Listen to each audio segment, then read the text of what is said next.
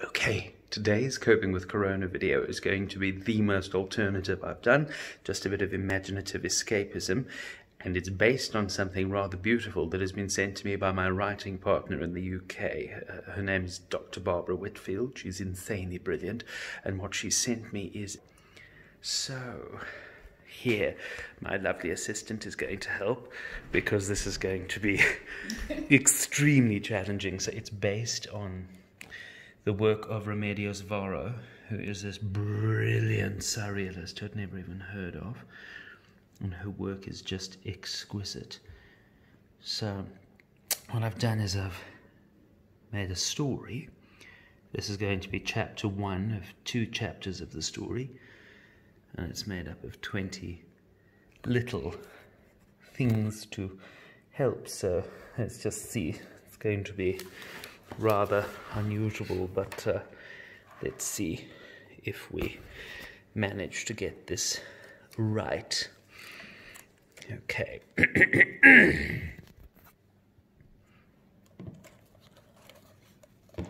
The woman who wove the world. Once upon a time, there lived a woman called Eluan. Eluan would sit alone in her room, with only her thoughts wrapped in a box to keep her blue company. But she wasn't really alone, for she knew her thoughts well. She knew her thoughts almost as well as they knew her. One day, as she sat in the room, her cat Obsciluna began to play with its tail, and her tail turned to yarn, on which her eyes fixed beneath the open windows, and Eluan dreamt of what was outside the windows, and her thoughts wove bright red in her hand, 2 tails of crimson stretched to the window with arms and back and face, for Eluan, almost without knowing, had woven herself. She stared away from her thoughts trapped on hooks and out into the huge dark of night, into which she flew. She flew past mountains and over seas and rivers. Forests stretched out below her, and the stars shone brightly above. She flew past others who journeyed also, and time grew thick and thin all at once. Eluan lighted in a clearing, dark woods all about her and fossils on the ground. She heard a trill, and saw a man who played the flute for her. "Hello," she said. The flautist replied with another note, and looked to the sky, as if searching. "Where are you from, and what do you seek?" Eluan asked. "From Round Town," he said, "and I've lost the moon." He played some more, and her questions received no other answers except for one, in which she asked, "Where is Round Town?" And he then gestured distantly over the mountains that slept in the air.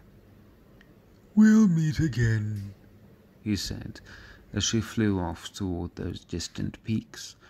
"You'll help me find my moon," as the dark night blanketed her. Eluan flew over the peaks and through clouds of time and stars of space, when suddenly below her she spotted it, Round Town. Its great yellow walls wound round and round like a ball of yarn or serpent, trapping the streets and canals on which people walked and floated. Great towers pierced the maze, and animals wandered the roads as freely as any other citizen. Intrigued, Eluan landed, looking for the shadows to see what was there. Others floated down to see what the town held, and Eluan walked about to discover this herself. Round Town was, indeed, a magical place. In courtyards people walked and watched as moonmen juggled stars, In rooms, children would play as adventurers undertook journeys to who knows where. And in each room of the town there seemed to be a scholar, one that robed herself, or was it himself? It didn't seem to matter, in the very thoughts on which one walked to approach. Others courted their lovers with unanswered questions, so beautiful that they were transfixing. All were consumed with whatever their own all was, and freedom danced in the air, like dinner parties in which conversation swept all into a gyre of delight. It was intoxicating, beautiful, alive.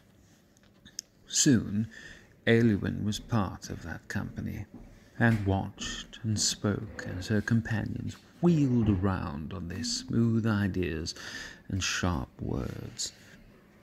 She watched, rapt as her thoughts that had previously watched her. Yet after a time, things changed. She noticed how straight the people of the town stood, how proud were their heads and how stern were their eyes. These things they had that were so fine made them, and trapped them where they were all at once. Even the scholars would eventually slump, exhausted yet compelled at their desks, their thoughts taunting them to fatigue. In those proud towers that pierced the sky, students were bound as teachers dictated their hows and whys in their whens, and even music played faintly like smoke above the courtyards and canals. Like a flock of dull birds with weak wings, the students would follow through those streets, never too far from the windows and doorways of their towers above the woods. Aelwyn wandered those stone-walled streets, and with a shock found the skins of those wheeled thoughts, proud faces stretched to nothing, and hands like claws round their pride.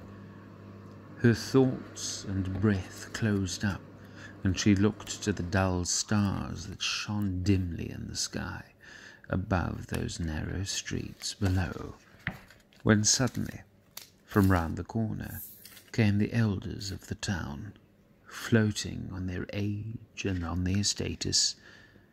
The birds themselves flew away, fast and low, from the storm they carried, and in their grasp Aelwyn could feel herself beginning to fall, between ground and sky, and between life and death she floated, fixed somewhere between horror and amazement, unable to move between her sleep and someone else's waking.